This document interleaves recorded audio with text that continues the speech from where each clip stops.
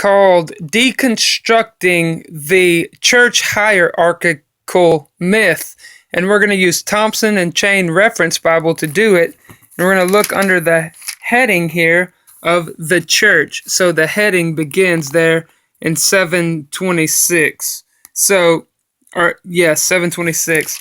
But we're going to be looking right here at 749 and on down here, and we're going to deconstruct some of these myths, and even sacraments are here, so we're going to deconstruct some of those myths too. And we're going to be deconstructing it by looking at Genesis chapter 3, and we're going to be looking at how men follow Satan rather than the authority of God's word, which is God, and we're going to follow God and never man.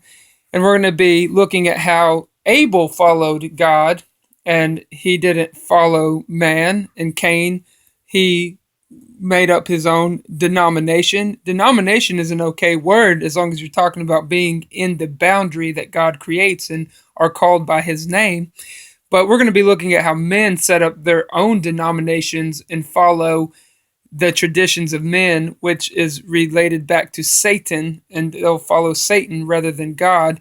And we're also going to be looking at how church is not the original word, ecclesia is, and ecclesia means the people and never is referring to a building.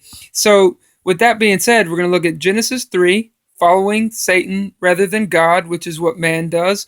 And we're going to look at Abel and Cain. And then we're going to look at Genesis chapter 11 as well, when they began to set up their own denominations, which was to make a oneness with man rather than a oneness with God. So, okay.